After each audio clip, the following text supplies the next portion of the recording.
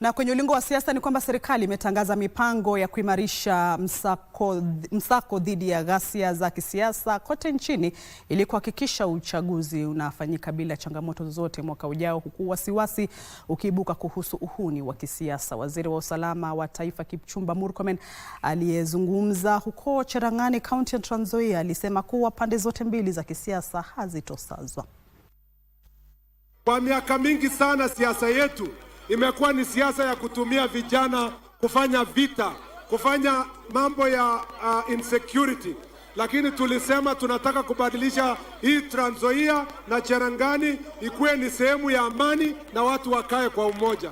Na nimeona kuna viongozi wengine wanalia kwamba tunaondoa watu wa kuumiza watu. I am telling them the time of using young people to cause violence, to cause insecurity is over.